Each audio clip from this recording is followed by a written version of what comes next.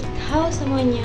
Pada kesempatan kali ini, saya akan menjelaskan mengenai teori difusi inovasi atau Diffusion of Innovation Theory. Teori difusi inovasi ini esensinya adalah mengembangkan ide baru menjadi penemuan baru, lalu dikembangkan melalui proses difusi untuk dikomunikasikan kepada sistem sosial. Teori ini memang berkaitan dengan komunikasi massa, karena dalam menghadapi perkembangan zaman, masyarakat itu memang perlu efektivitas potensi perubahan yang diawali oleh penelitian dan juga kebijakan publik, karena pada dasarnya memang manusia itu memang membutuhkan satu perubahan-perubahan yang sangat bermanfaat untuk masyarakat. Oke, baik teman-teman, sebelum kita akan membahas lebih lanjut tentang teori difusi inovasi ini, secara singkat saya akan menjelaskan bagaimana teori difusi inovasi ini tercetus. Ya, karena salah satu teori itu tidak mungkin ujuk-ujuk ada, tentu melewati beberapa penelitian. Teori difusi inovasi ini diperkenalkan awalnya oleh seorang sosiolog Prancis yang bernama Gabriel Tarde di awal abad 20-an. Dan pada tahun ini, Tarde memperkenalkan kurva difusi berbentuk S.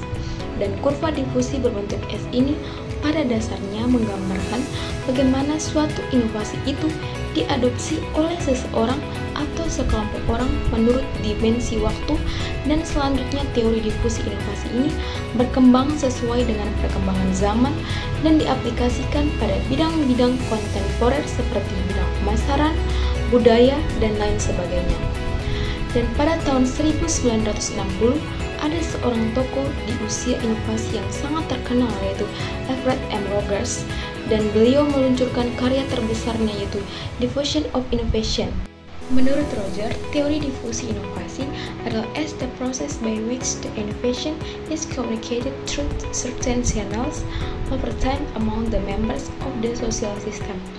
Lebih jauh lagi, dijelaskan bahwa difusi ini adalah suatu bentuk komunikasi yang sifatnya khusus dan berkaitan dengan penyebaran pesan-pesan yang berupa gagasan baru. Terdapat 4 elemen pokok, yaitu inovasi, saluran komunikasi, jangka waktu, dan juga sistem sosial. Tahapan dalam proses pengambilan keputusan. Inovasi, tahapan yang pertama adalah tahapan munculnya pengetahuan. Di sini bagaimana sebuah ide baru itu dipahami sebagai eksistensi dan kebermanfaatannya, dan apakah ini berfungsi pada sistem sosial. Tahapan kedua adalah tahapan persuasi, di mana tahapan ini seseorang mengambil keputusan ini akan membentuk sikap baik atau tidak baik.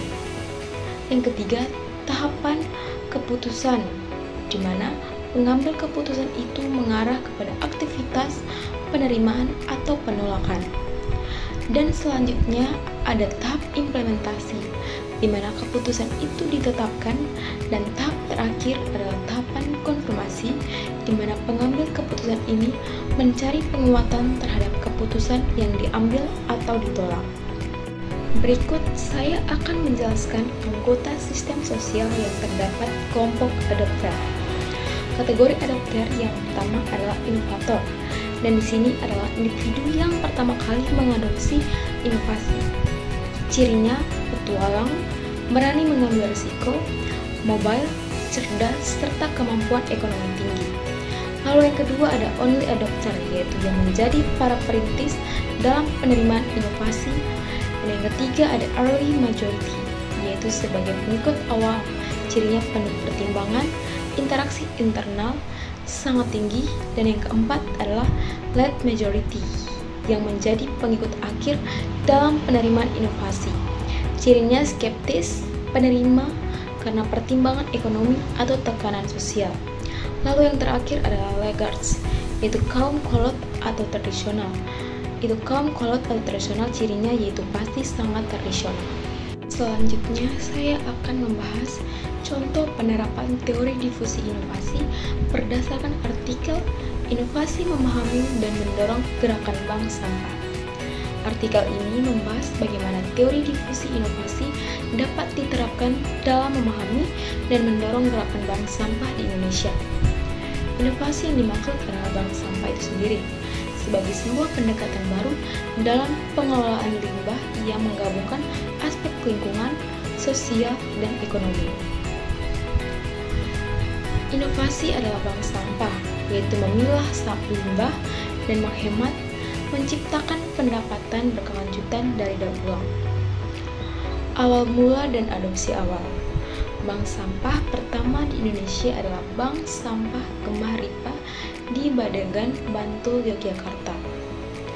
Inisiator sendiri Bambang Suwerda atau dosen Politeknik Kesehatan Yogyakarta.